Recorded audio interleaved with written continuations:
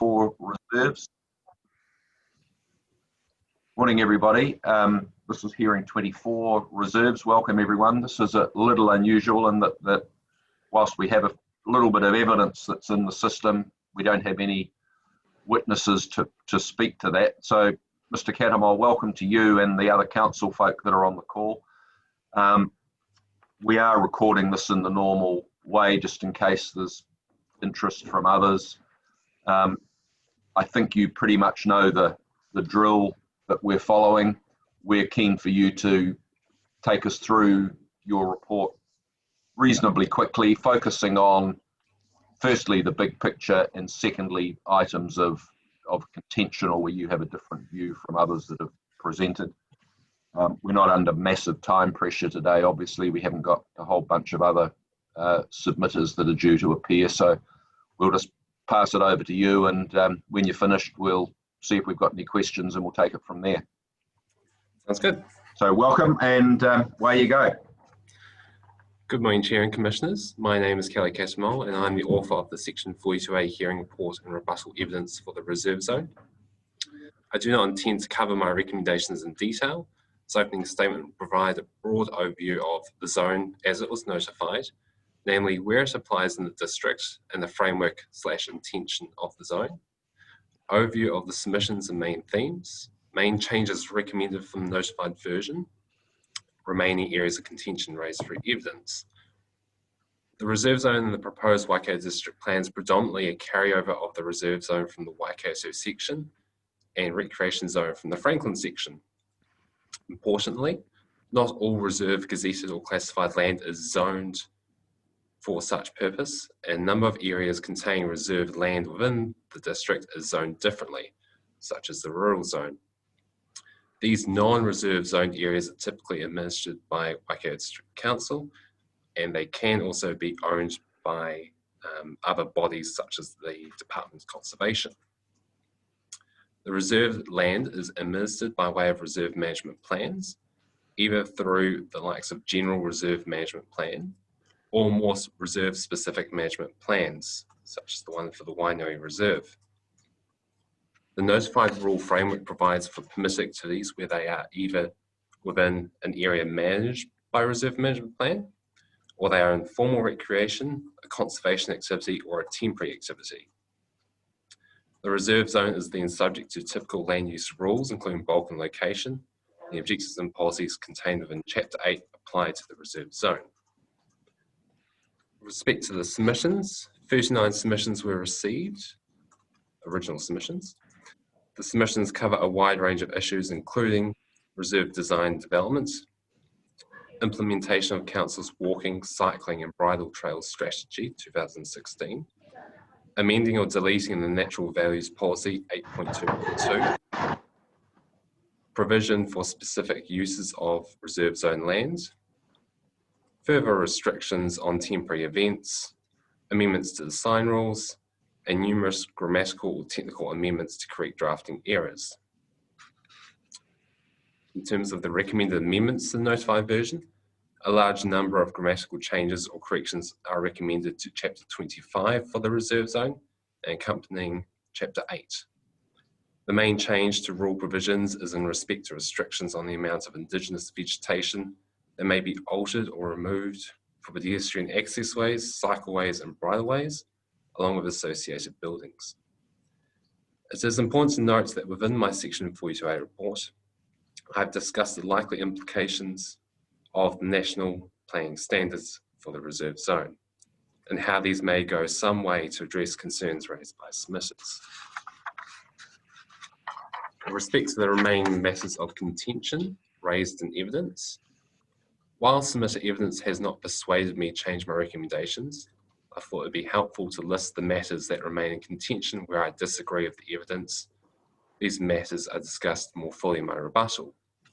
So the Ministry of Education, they have requested a restricted discretionary activity status for education facilities within the reserve zone lands, and along with the objectives and policies to go with that. Kiwi Rail have requested a 5 metre setback for buildings from railway corridors. New Zealand Historic Places Trust have requested specific objectives and policies for cultural and heritage values within Chapter 8 itself. Now, Rohia Golf Club have requested a permitted activity status for signs every 150 metres along their road frontage of their site. New Zealand Transport Agency have requested traffic thresholds for temporary events, and they've also highlighted an inconsistency with the recommendations for the restrictions on signs, effects on traffic rule across the various zone chapters. So in conclusion, I welcome any questions that the panel may have. Thank you, Mr. Cattermole. Ms. Tiaho, do you have any questions?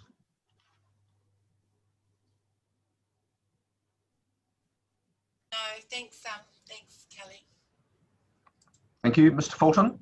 Yeah, no questions at this stage, but I expect we'll go through the report on your rebuttal. Is that where you intend to go, Mr. Chair?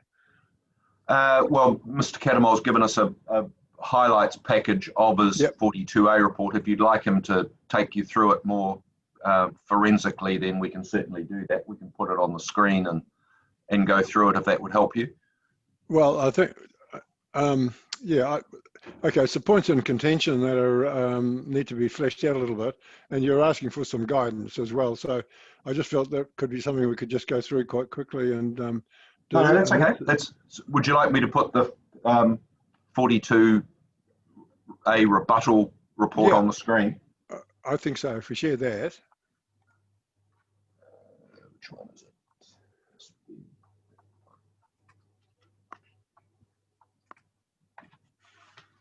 I think that's the rebuttal one, or is that the main one? Let me just double check. I haven't got the main 42. I've got them both open. I'm just making sure I've got the right one here. That's the that's it. That's the one. That's the one. Where should we start? Probably there. The education facilities, yeah. Yeah. I suppose my comment on that one was more, and being familiar with some of the land that is being used, that a lot of it is about the usage of the land rather than the ownership of it, isn't it? So long as we've got I know we've got our reserves and we've got to protect them, but it's really about trying to get some compromise between ownership and usage. That I saw that the Education Board were wanting there. Is that, have I got that right? Yes, so from this, the evidence that provided, they gave an example of a case down Tauranga where there was a partnership essentially between council and themselves around I guess the use of an area of land. And so what Mr. Crawshaw, our reserves planner from the open spaces team, has provided an example of some shared usage, I suppose, in terms of the Tamihere School and Tamihere Park, with the overflowing fields for school use.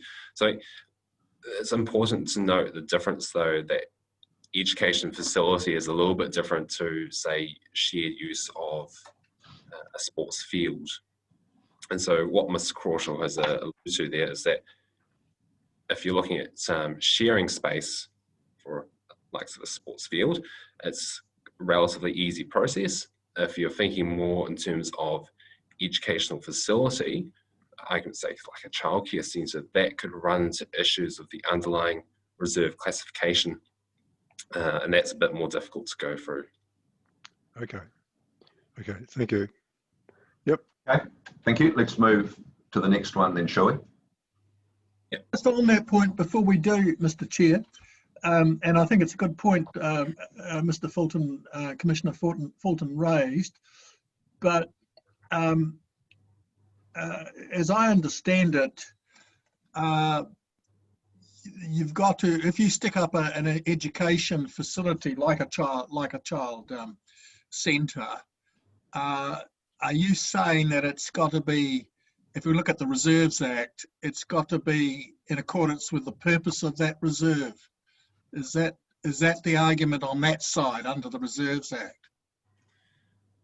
Yeah, so in my section 42A report, I actually gave quite a nice little example of that. I can try and find it again. Just bear with me for a minute. So there was a hypothetical scenario where an education facility could not conflict with that classification, but it was a bit of a long way of doing it.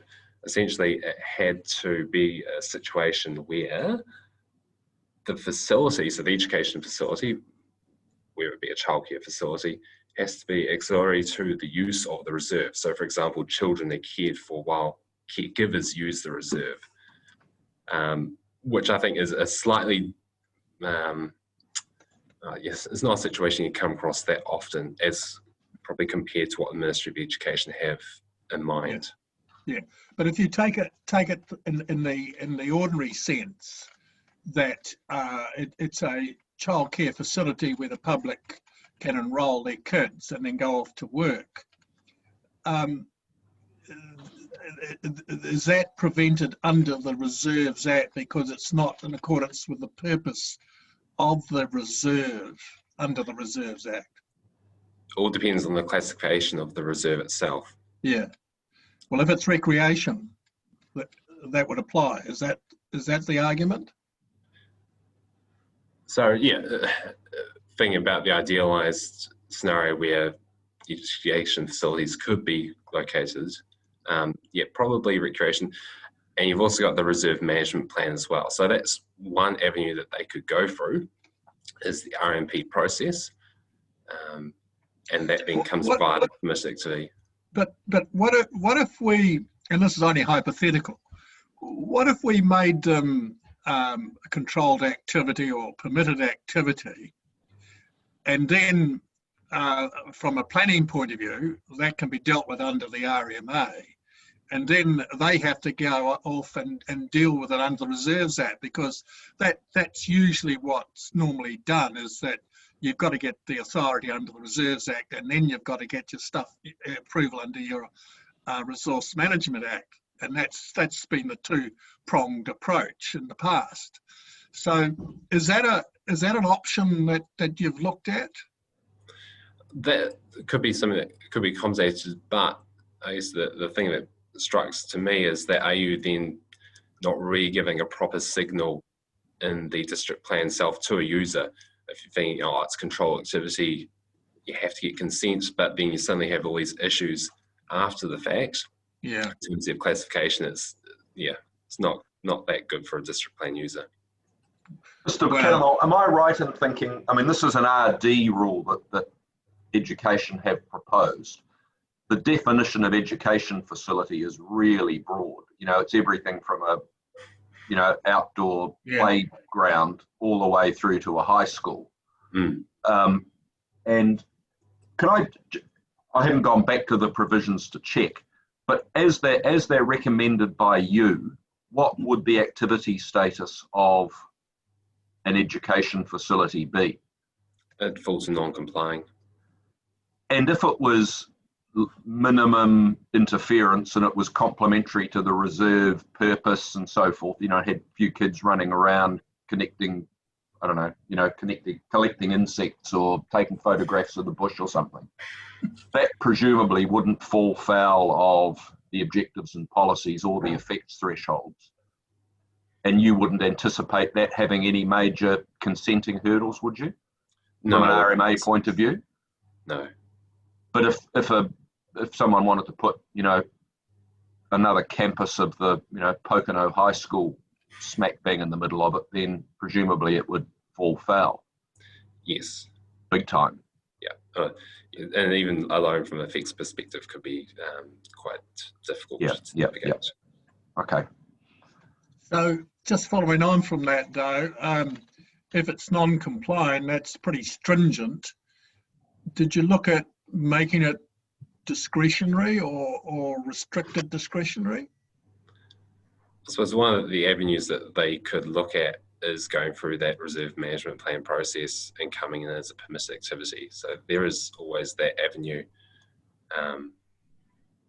Discretionary, restricted discretionary is still putting in a bit of a signal there that, it's generally going to be okay, despite the hurdles that may face elsewhere. Yeah, I just think we don't want to get confused that the Reserve Act is a separate process. and I don't know whether we should be confusing it with the RMA process. And that's what I'm trying to sort of work through here. And Suppose, whether Paul, if we go back to chapter 8, sorry, I'll get my formal hat on, given that we're still in a hearing, and I tend to think that we're not because there's nobody here other than us. But there's the objective for is that showing up on the screen? Has that changed? Yep. You know, the objective is public open space, natural reserves, parks and recreational facilities are provided to meet the needs of communities. You know, there's not much there about education, and I suppose it's the need of the community, but I don't know that there's that many reserves that have got education facilities on them unless the purpose of the reserve is for some sort of educational type purpose. You know, I'm aware, like there's marine rescue centres and things like that. But it would be pretty unusual, wouldn't it, on council-owned land for a start, council or Crown-owned, you know, dock land, I would imagine.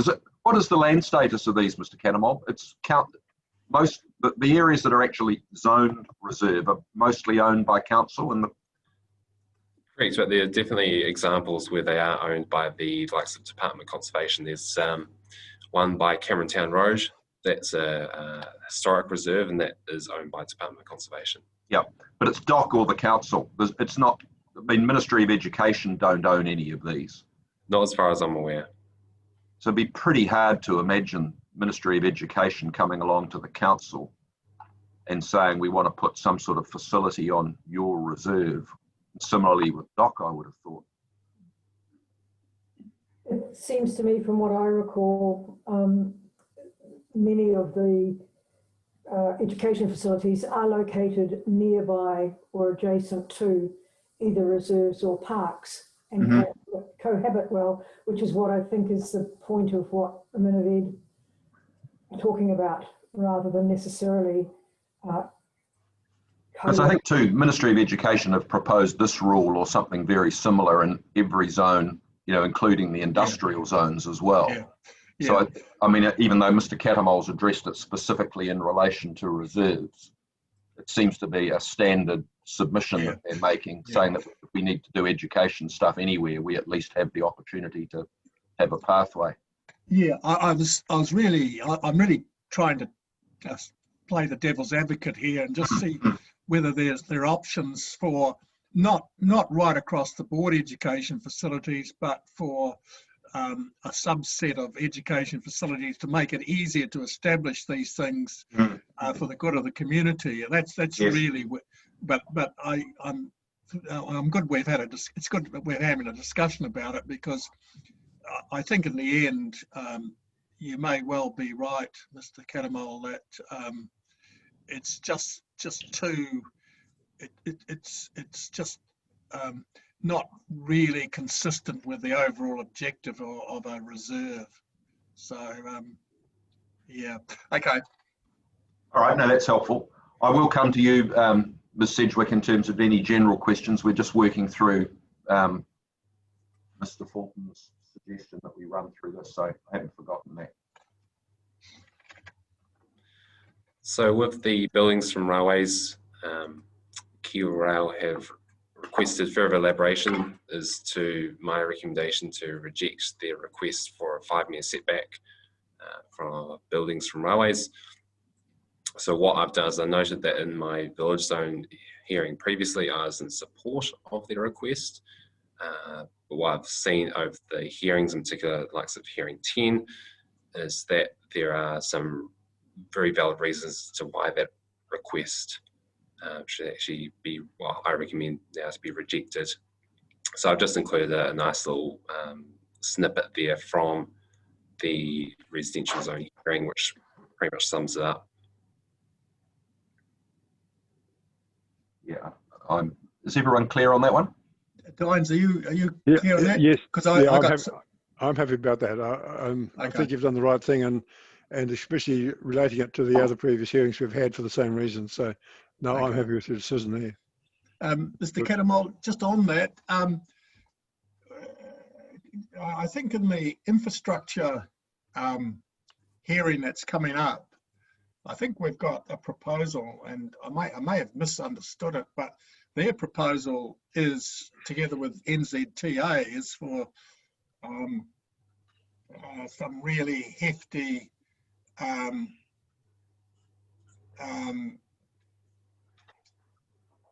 that's acoustic stuff, isn't it? There's a 100-metre setback proposed, isn't it? Yeah. But I think now that I'm talking about it, that applies to acoustic requirements, whereas this is actually a physical setback, isn't it? Is there a difference there? I might be best to talk to this one. Yeah. So what they're seeking is there's a couple of things, and it does relate to reserve zone, but is covered in the infrastructure hearing. Yeah. They're seeking 100-metre set. So there's a couple of things. They're seeking a setback in terms of the buildings for reserves, but they are also seeking that 100-metre buffer, for want of a better word, where they're controlling when there's subdivision, the actual location of any subsequent buildings, as well as when a building is either altered or a new building for a sensitive land use, it would require a consent. So there's kind of two things going on there. Yeah. So where does that land, this 5-metre stuff?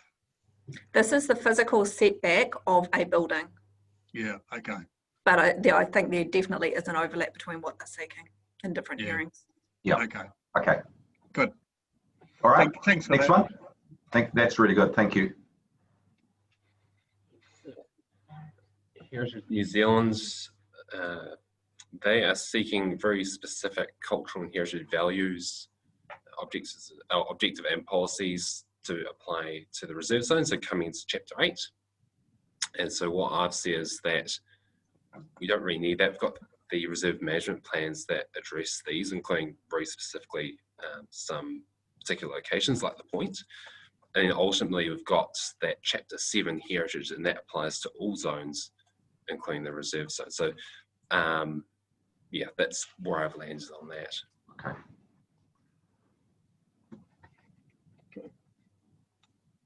Any questions on that aspect? No. So the Ngārohia Golf Club, they have a request to have additional signage for their site down Ngārohia. So it's one sign per 150 metres of road frontage. So they've got, what they say, about 500 metres of road frontage there. And they're opting or trying to go for signs up to 3 square metres in size. And so I've just reiterated my stance that I'm not persuaded by this evidence, and that the relevant reserve management plan is very specific when it comes to advertising signs. The intention is to use the words prohibit signs facing outwards. So signs facing internally to the site, comfortable with, but those external facing signs, the RMP is definitely not trying to encourage. Isn't there a difference though between a golf course, which is, and a scenic reserve or a nature reserve or a, quiet, tranquil place, where you don't want signs and it's totally inappropriate. But it is a golf course after all. Mm.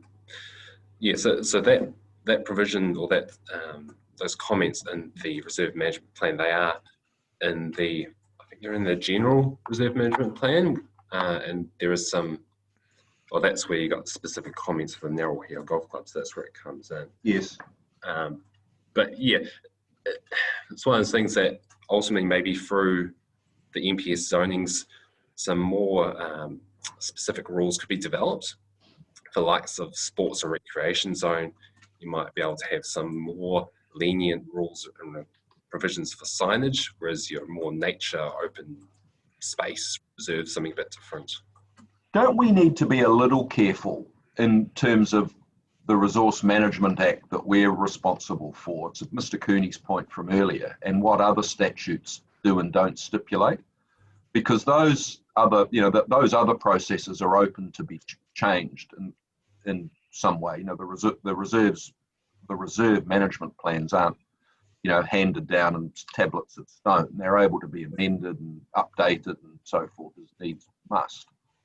And if from a resource management point of view, we were of the view that it was appropriate for not reserves in the broad, but sports reserves or whatever you want to call it, netball courts, hockey fields, to have more signage.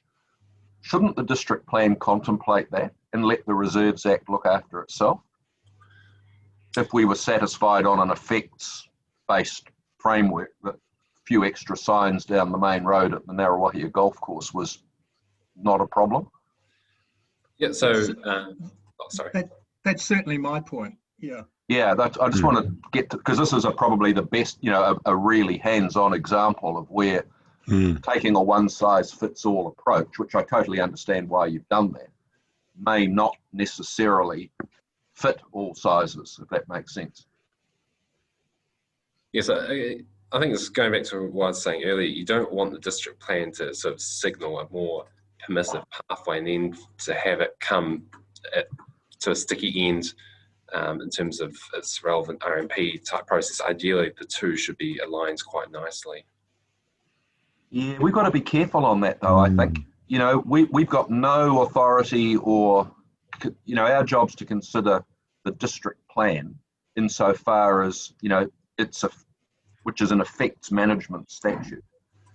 And if we're satisfied that there should, that it's appropriate to have signs down the side of a golf course, and it's no different from, I'm making a very general comment, not an accurate one, and to say there's an industrial zone 50 metres down the road and they can have signs, but the golf course can't, simply because there's a reserves management plan, and that someone comes along and changes the reserve management plan, then all of a sudden you've got to change the district plan as well. I'm not sure that's right.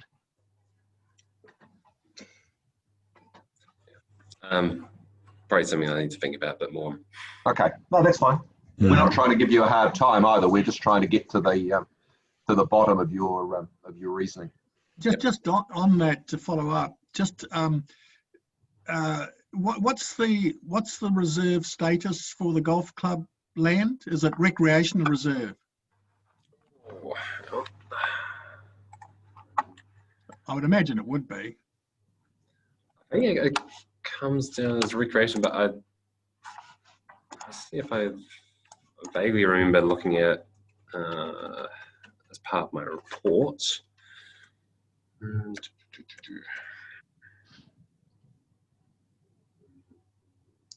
It's council owned. Yeah, classified as reserve. What sort of reserve?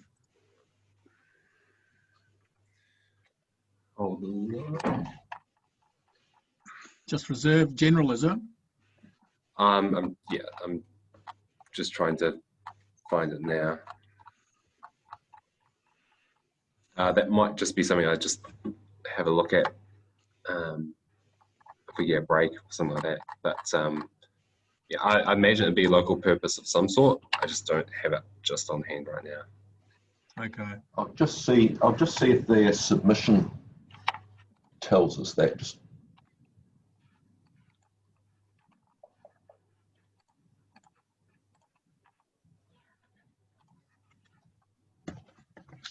bear with me one moment. I'll see if it's in Mr. Amdahl provided a brief of evidence, and I'm just seeing if it. Good morning, panel. Sorry, this is Josh Crawshaw speaking, Reserves Planner for Morning, Waitangi District Council. Good morning. Sorry, I was just trying to quickly flick through the Sports Park Reserve Management Plan, and it details the Ngaruawahia Golf Course as a recreation reserve. Okay, thank you. Although I believe the ownership actually sits with DOC and is administered by council. Okay. Thank you. Is that usual in the district? There's land that's administered by UFO? There is a range of council land in various ownerships. There are some examples where council is the delegated administrator on behalf of the Crown. And that does normally reflect in terms of a lot of our recreation reserves. However, it's not overly common. So a lot of our new reserves coming through are generally owned and administered by council. Okay. Do you you work in this space all the time? What's your view on the conversation that we've just been having with Mr. Cattermole from a reserves planning point of view? So I suppose just to provide some background, so most of our reserves are subject to 2 reserve management plans. So we do have the general policies, which is a very broad overarching document, which Kelly is referring to in terms of the signing provisions. And then we have subsequent specific reserve management plans that go into slightly more detail. But neither document is intended to be a day-to-day operationally kind of defining document. However, the general policies just gives us a steer to what general level of kind of activity is appropriate in terms of the classification. So because the Ngāruawāhia Golf Course is classified a recreation reserve, it's deemed to not be as appropriate in terms of perhaps imagining it as some sort of advertising a block for the golf club who simply leases that portion of land. Yeah, is that? Yeah, I'm not sure. I agree with you on that because it's an advertisement for the enjoyment of the facility, and also leads to the other point that they raised. Look, they want to have a driving range check-in facility where it was an honesty box or something, and it was not a big scale thing. And every golf course has a driving range, or most of them do. And I'm just wondering how can we help them there without, without going too far. We don't want to be too prescriptive, but try and work out a balance. So. Because what's the nature of their lease? Is that in perpetuity lease, or does it have expiry dates and so forth? I'm not overly familiar with the specifics, sorry, but I believe it's quite a long-term lease. Kelly may have it in some of his correspondence. Okay, no, it doesn't really matter. I mean, it's not like they're due to be turfed out next year, sort of thing. No, I think they have quite a long-term lease, so they'll be there for a while. Yeah, but in just terms of your question, any significant level of development that's not contemplated in a reserve management plan is required to undergo public consultation. So if it's specified in an RMP, there is no problem whatsoever, and it's only that large level of development that might be an issue. And the applicant can still go through the process. However, because these are subject to public enjoyment and intended for the public, there's an element of their submissions and opposition. So the golf club has an opportunity at the time of reserve management plan review to submit on any development they would like to see over the next 10-year period. And that's what I kind of suggested to Kelly through that process, is how they can secure some of those long-term large-scale developments. But again, like I said, they're not intended for the detail. Isn't that what we're, sorry to interrupt, but isn't that the very point that we're raising here, that we're confusing the two processes? Correct. And if I was to say to you, look, how do we, under the RMA, if I want to put up what they propose, a driving range check-in facility, what is the status of that at the moment? What is it? Is it RD, or is it permitted, or what? It would fall down as a non-compliant activity, but and I've highlighted this in my report, that the transition into the NPS zones, and that work has started. There is that nice sort of sports zone that's one that might fit quite nicely and snugly with them. So going forward, there is the option or potential that that NPS zone could be utilised for the site. I'm not saying that will be, or 100%, because there is work that would need to be done to look into that, but that is in the near future an option that they could look at. That's because your description of reserves doesn't go so far as to call them recreation reserves in the planning maps, or is it just are they just called reserves? So at the moment we've just got the reserve zone. That's it. But that doesn't quite show that each reserve itself can have a multitude of different uses. Yeah, okay. Okay. So that's the problem, is it? One of the problems. The one thing that wasn't clear from reading your report, no criticism intended, is there is a one-size-fits-all approach to the zones, and I think there were some general statements about the number of reserves in the district. But in terms of the breakdown of them, if there were to be something carved out for something like the Ngaruawahia golf course, those things that are more intensive uses and more sort of people dominated and there's a bit more built environment and so forth than bushwalks and cycle tracks and so forth. Would this apply to a whole bunch of other facilities, or are these sorts of reserves reasonably small in number and geographically quite isolated, as it were? Yeah, so the ones that, certainly the one that comes to mind quite quick is the Wainui Reserve, and that has a large variety of uses, but we really need to... Where's that, at Raglan? Yes. Yeah. But we really need to actually go through and do a bit of a stock take, a bit of an audit to see how all these reserves are used, and that's in terms of lease arrangements, some which go back as far as 30 years. Okay. It's a bit of work. If I could just elaborate on that. So council uses the classifications listed under the Reserves Act, and to further break that down, we use sub-classifications under our park strategy 2014, and that loosely groups the various types of reserves. For example, in golf clubs, we may only have about a handful of maybe 4 to 5 golf clubs that are administered and owned or variously owned by council.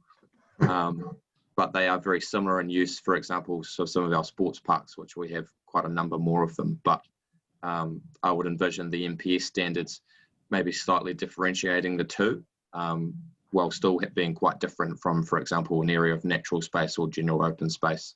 All right. Are there any? I suggest we perhaps move on. We might, as the panel may come back to this in its deliberations. But I don't. Is there anything else that we can get Mr. Crawshaw or Mr. Cattermole to clarify for us at the moment? Oh, I'm happy with that explanation. Rest of the panel happy that we move to the next one? Yep. Okay.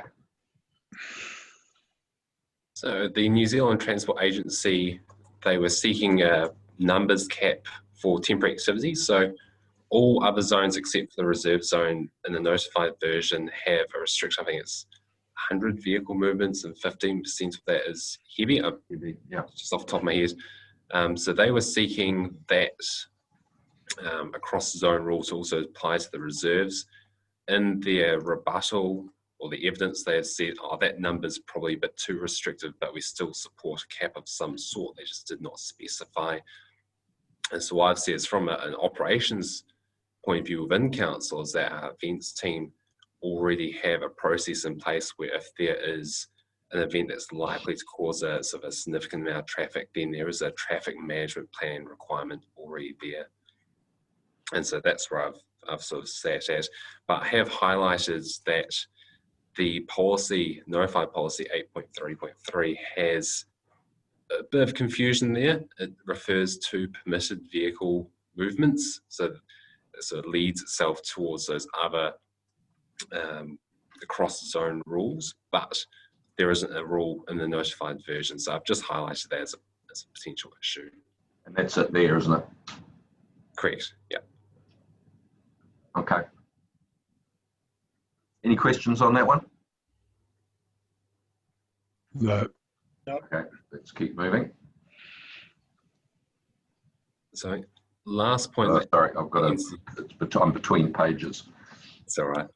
The last point NZTA had was the signs effects on traffic rule. So they have noted that the rural zone, the land use author has recommended something, I think pretty much what NZTA are after, whereas the other topics and other chapters, including the reserve zone, the recommendations are different. So there's a bit of inconsistency there. So I've just highlighted its possibly more of an integration matter later on. Yeah, I think we're minded of that. We've had lots of different Section 42A reports by lots of different authors, and getting them all to perfectly align is pretty difficult. So, you know, we accept that. Okay, I think that's the last one, wasn't it? Yes, it was. Yep. Have you got any further questions then, Mr. Fulton? No, no further questions. No, thank you. And thanks for those explanations. Thank you. Ms. Sedgwick? No, I'm good. Thank you. I'm good. Mr. Cooney? Yeah, just on the cycleways and walkways, I think if we go to your paragraph, and you might have to flick it up on the screen because I've got it here. You tell me what paragraph it is. It's paragraph 149.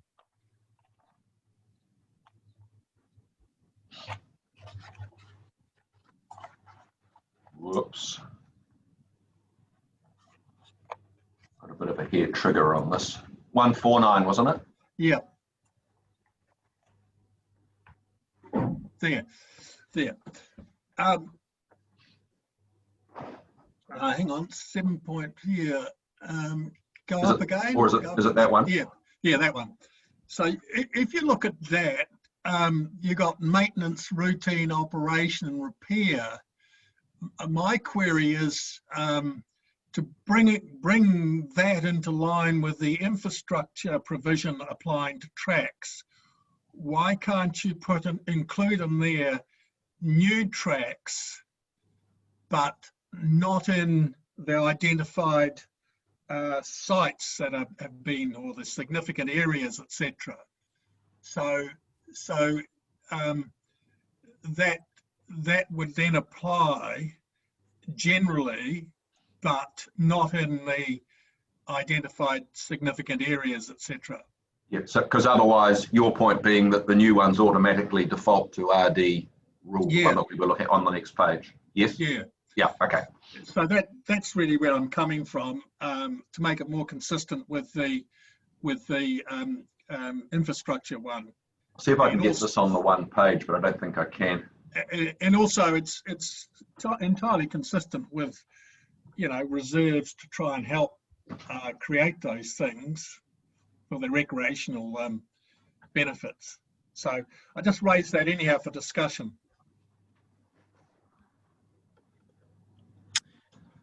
Yeah, so there is, I've sort of highlighted in my report that there is potential scope issue, try and extend that sort of recommendation out to the Chapter 14 rule provision around establishing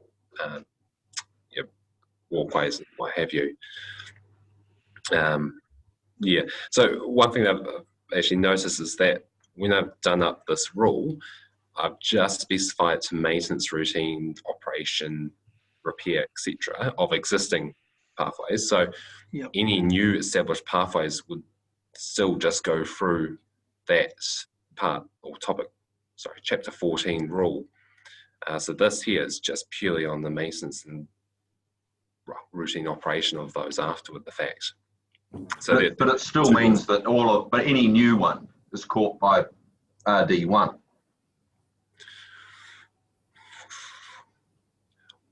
Because anything that doesn't comply with that, any off-road pedestrian cycleway, which must include a new one, because it's not covered by that previous rule, would be caught by this one, wouldn't it? Or is that not the intention? Inadvertently, I don't think that was the intention, but it's how I've drafted it, and actually probably works out to some benefit, is that because the 25.1.2 P5 that I've worded up is specific to the maintenance of existing tracks, new ones aren't actually caught by that. Whether or not that's my intention, not quite. Well, I'd argue the opposite and say they are, because the wording at the front end isn't the same. You know, this is maintenance routine. This refers to maintenance, routine, operation and repair. And then it says, because you haven't got those same words at the front. So, I mean, it's moot, isn't it? I mean, there's two ways of interpreting it, I guess, is what I'm saying. Yeah. I think you could interpret it your way and say, if it's the maintenance of something existing that doesn't comply, then you flick to there, and there's some logic to that. But I think it potentially applies much more broadly as well, and saying it relates to a whole lot of other things that aren't related to routine maintenance and so forth. Yeah, so it looks like there's a bit of a drafting error on my behalf there. So you're, yeah, okay. Okay. I guess one thing that is important to note is that there is indigenous to vegetation that's not within an SNA area, and as it's notified currently, there's no essentially protection for that, although I haven't read the SNA section 42A yet, so that may change a little bit. Right. So if we go, I just wonder if we have a look at this package of rules as a whole, because those amended ones fit within the existing package, don't they? Yes. 25.1.2. Probably right near the top. Yeah, I just don't want to zoom past it. No pun intended with Zoom. 25. It's in here, I think. I think this is it, isn't it? Land Yes, use activities. Yeah, this is it.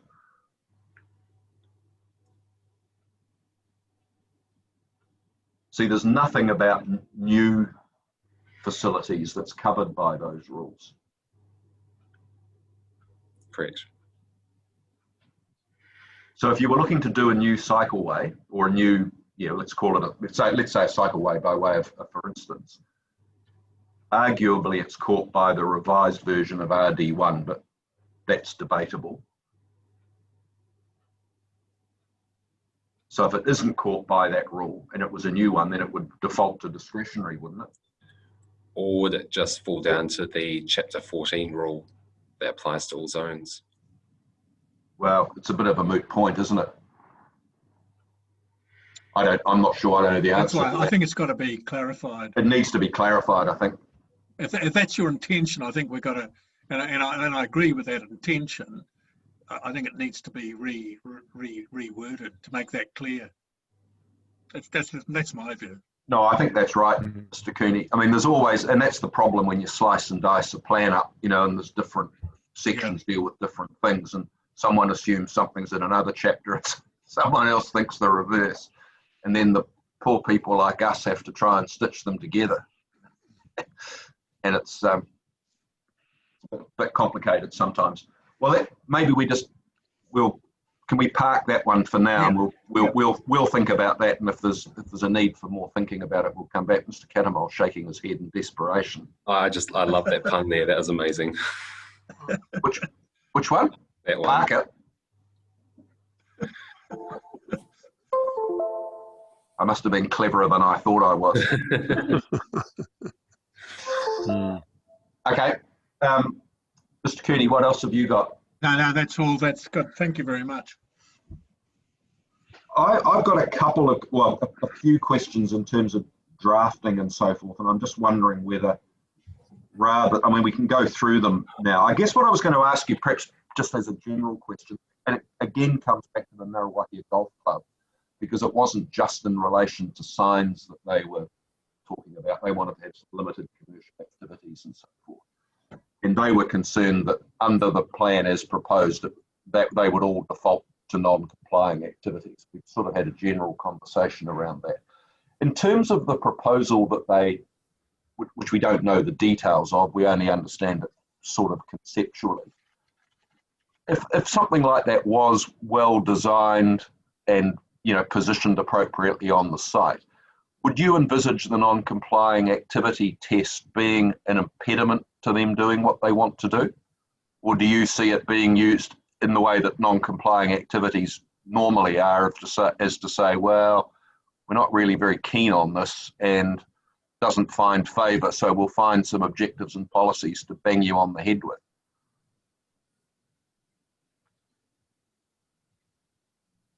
Yeah, so argument's sake, if it were to come in for a resource consent, as yes, that's what I'm meaning. Yeah. Non-compliant is a harsh test to go for, admittedly, but I'm just thinking in terms of the notified obs and poles. I'll just bring them up for the commercial activities element. Yes. So quick read. Are you looking at chapter 8? Correct, yes. Yes, sorry. I can bring them up on the screen if you want. There we go. Yes. So, you're talking about restricting the scale, type, extent, such that those are compatible with reserves primary use and surrounding residential amenity values. So the amenity values part is probably not so much a consideration for the golf club, but in terms of a wider discussion, it's worth noting that. So I guess it comes down to the reserves primary use, and maybe Mr. Crawshaw will have a slightly different view, but at least for their particular site at the moment, it's probably its primary use is the golf club for now, while they've got their lease. Well, that's the ultimate protection, isn't it? They're not going to be wanting to put a driving range on land that you've cancelled the lease on. Correct, yes. Or not renewed the lease on. Yeah. So, I suppose it ultimately depends on what sort of expansion they have in mind. If it's something that's quite significant, large scale, it may run afoul of that policy. If it's something, a small addition or even a complementary activity, it may go through just fine. I guess what we're trying to think, and Mr. Cooney was, and to make the point really, pointedly, there's a big difference between a scenic reserve, and the rugby club wanting to, put a hot dog stand on the touchline, during a Ranfurly Shield game or something. I mean, who cares? You know what I mean? And there's got to be a distinction between that and wanting to plonk a McDonald's in the middle of the Wainui Reserve, for example. And I just wonder that this everything defaults to non-complying is a pretty big stick for some of these things, that you have got the Reserves Act protection if you don't want to do things. And that what's the harm of, having a hot dog stand on the football field while the game's on? Now, I mean, that's not a forensic example, but I'm just trying to make the point, something that no one really cares about. Don't you think that there should be some pathway through for something like that rather than having to apply for a non-complying consent? Seems a very big stick to me. Yeah, no, there's some very valid comments. See, possibly a DA provision could be put in, and just then relying on the strength of the objects and policies and ultimately the effects assessment if a consent were to come in. Just Let's ask a question, Mr. Chair, and it's around these different reserves. I've sat on quite a few hearings panels for the reserve management plans, and every time they've been quite different. So there's a whole heap of reserves that are very scenic reserves, and it's about the natural values, etc. But then there are these range of reserves, like for example the Point, where you've got a squash club and a rowing kind of a shed where people, but the main point of the reserve is kind of historical and cultural, etc. And actually in that hearing we decided not to renew the ability of the dog club to use it for their activities, because it didn't fit with the underlying kind of purpose of the reserve. And then you've got Wainui, which has got the surfing there, as well as the natural bush, and so the golf club is quite a different one, because it's really the main point is the golf club. So they're all quite different, and so I think what is being intended here is to try and make it broad so that you get the more specifics in the reserve management plan process. But I hear what you're saying, because I think sometimes the council staff can be a little bit gatekeepery, and so we're trying to balance the RMA issues with the more specific process that you go through under the reserve management plan. But just in the recent one that we did in relation to, is it Woodlands, where it's a beautiful park, beautiful trees, and they want to do quite a bit of commercial stuff out there. Josh has been involved, Josh Crawshaw has been involved in that as well. And I guess I understand the point that we don't want to raise people's expectations of what they can do, and then they get to those reserve management plan hearings and they're being told, well, actually this has got a lot of historical value, so you know you can't do that, and they've gone to a lot of bother to have these plans put up to have wedding accommodation and all of these kinds of things, which just doesn't fit with the purpose of the reserves. And I've made the comment to various councillors who have been on these hearings to say, look, if it's not going to be used for a reserve anymore, then really you ought to think about not having it as a reserve. If it's really going to be some kind of a commercial activity, or then somehow don't either make it a reserve or don't make it a reserve. And sometimes, you know, they're grazing cows on them. So I just wanted to contribute that, you know, all of these, there's a whole bunch that are very natural, and these provisions suit them, but there's a whole range that are they're very different in nature. And how do you create a plan that accommodates for all of those different types of reserves? I think that summarised the last half-hour conversation really, really well. I mean, that's it in a nutshell. Yeah. No, thanks, Linda. That's really helpful, and that's sort of the coalface experience you've had, which we're really trying to discuss and work our way through. There's the other part for this reserves, and talking about the golf club, and it's been developed now as a bit of a commercial venture. And when we were talking about the signage and so on, golf clubs now with all the facilities for camping, camper vans and so on, overnight stays and all that sort of stuff. It's pretty widespread throughout the district now. And Tekawhata Rugby Club and Ngawahi Golf Club, it's a commercial value to them.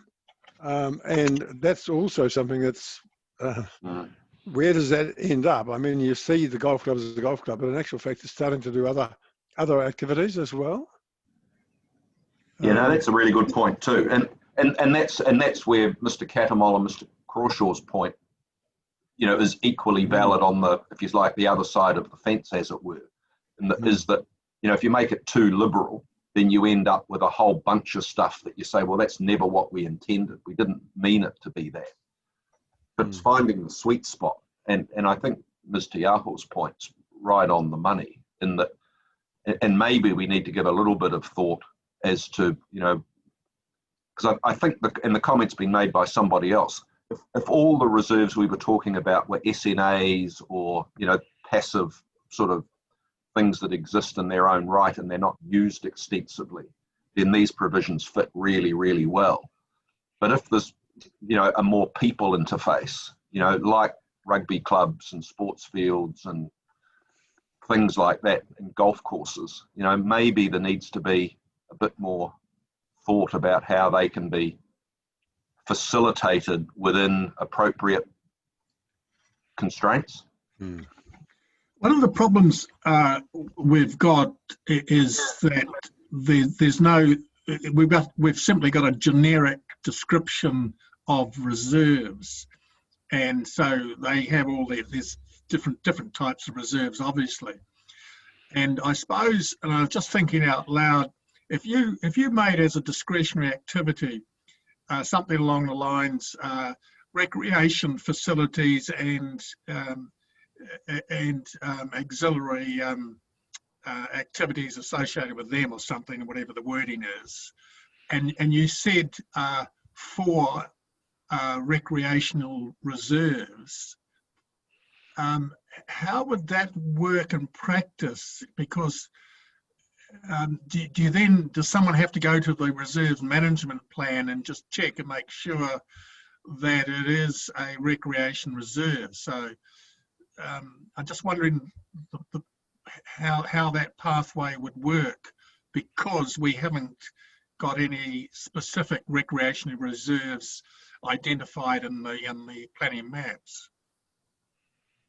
I've been having the same thought, Mr. Cooney, and it comes up again in paragraph 125, where and just have a look at this, because it's not quite that point, but it's pretty much that point, where Mr. Cattermole says, it is my opinion that this approach, and that's liberalising the rules for a golf club may be problematic, as it would signal that it's anticipated that all reserves could include golf courses and associated activities when that's not the case.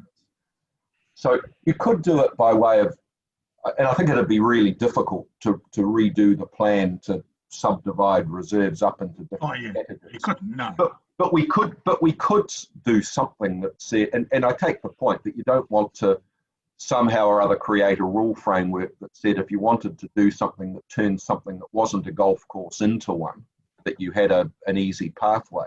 But you could refer to, sports fields and golf courses existing as at date X can do this. In the same way that the cycleways have, because there's nothing special about a cycle. I mean, cycleways are sort of topic du jour, everyone's building them, so there's provision for them in the plan. But they're not the only thing of that sort of general nature that people want to do in reserves, if you know what I mean. Yeah. And you've drawn the distinction in that case between existing and new. Couldn't you do something similar in relation to, say, golf courses and sports fields, for example, that says if they're existing, you can do a bit more, and if they're new, they're subject to the general reserves regime. A cycleway, excuse me, just a cycleway or a general walkway is an asset that you create and it stays done. I think what we're hearing here is that golf clubs, and Ngaruahi is presumably the tip of this, many golf clubs, whether they're on reserves or not, are struggling to survive, and I can't really foresee a situation where somebody has a nearby reserve and says, "I know, let's build a golf course," because they're remarkably expensive things to maintain. Exactly. Everybody. So I can see where ancillary uses would be potentially helpful in this situation. Sorry, back to your question. Yeah, I think we've posed the problem. I'm not sure that we've defined the answer, but I think it's something that I'm just wondering whether this is something that the panel might reflect on a little more.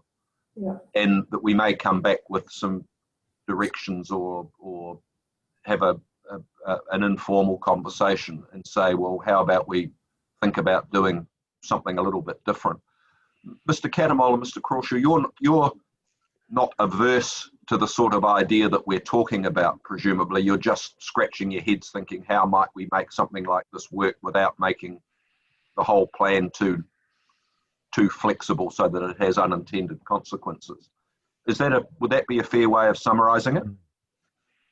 For me, yes. It's a very fine line that is going to be fun to find.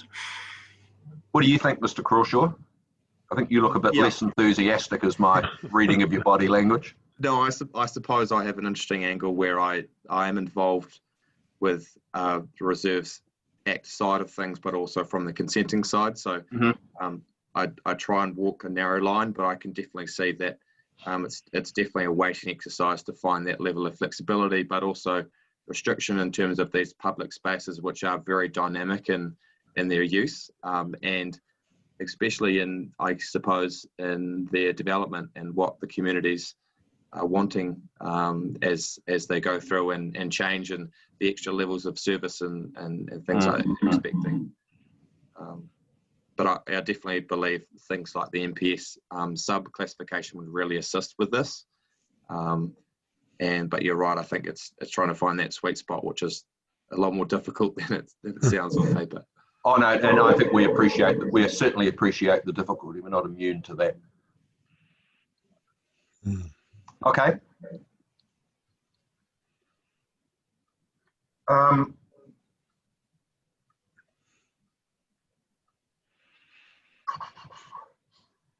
I think I've only got one question, because I think the question of drafting's arisen, and I don't think there's much utility in asking specific questions about a couple of specific objectives and policies or rules. But just this one here, can you just explain to me what the relevance of this conservation activity changes it sort of appears in your report here, and I don't quite understand the context of it.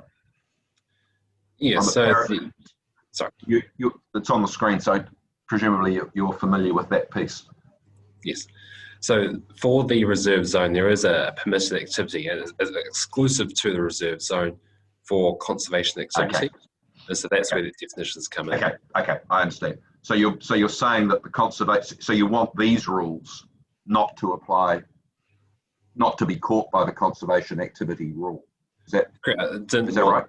And those rules be then incompatible or conflict with that permitted conservation activity. All right, no, I understand. No, that's good. Thank you. Well, that was a bit more involved than a hearing with no witnesses, other than the 42A report writer, I must say. But it's been a pretty helpful conversation, I think.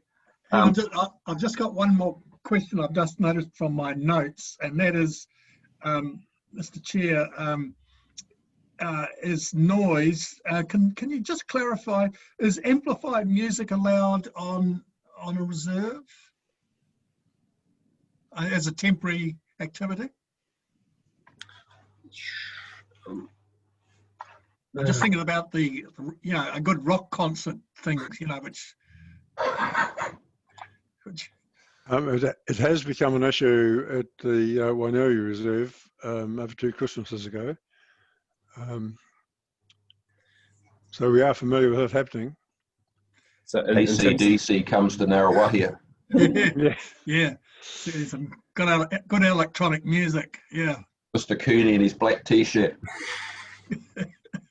If schools are using it for cross-country events, etc., they would use amplified noise in terms of announcements. Yeah. I would imagine that just the noise condition would capture that. So, but I see there was some sort of, and I haven't got it in front of me, but you've sort of deleted.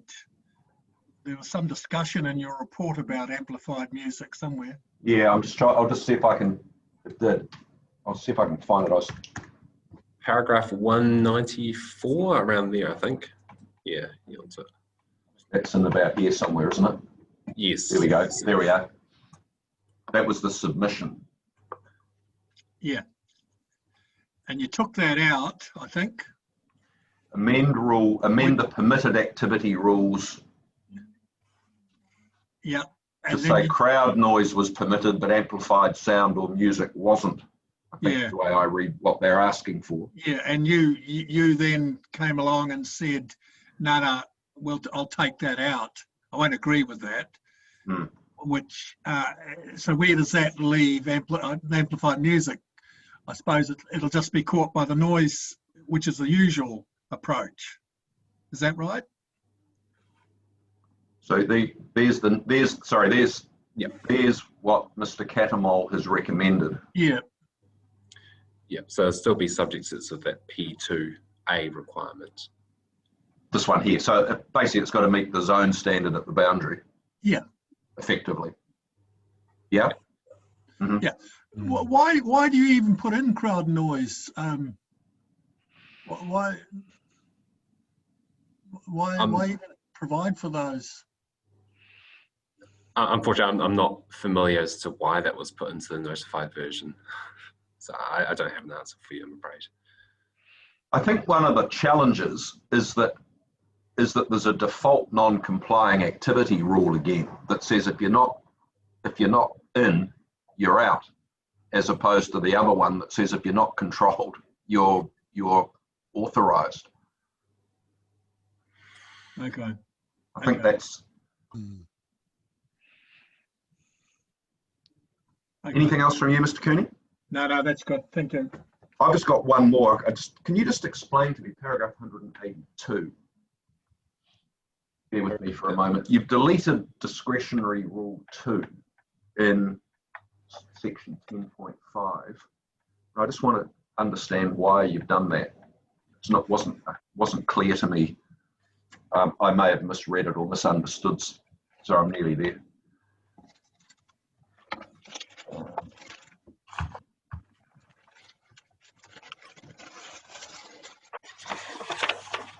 Yeah, this one here.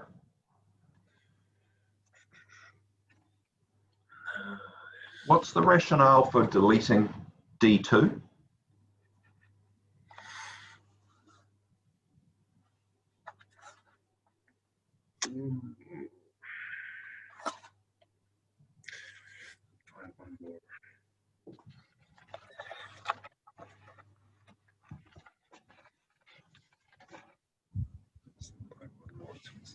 I'm just having a read.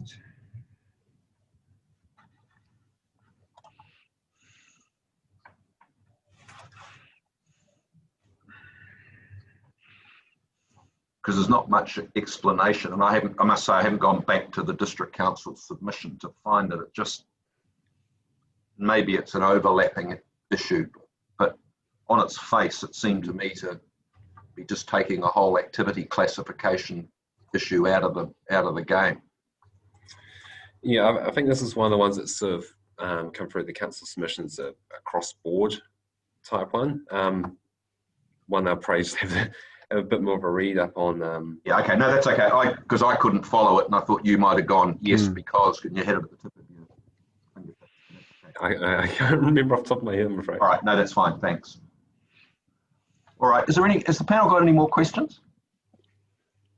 No, I haven't. Thank you. I think what we might do is then adjourn the hearing now and then have a conversation amongst ourselves just to figure out where to from here, because I think there's another conversation I think we'd like to have about fine-tuning some of these provisions along the lines of the questioning that we've been asked. But I think we need to have we need to end the hearing so that we can have a free and frank conversation about how to do it.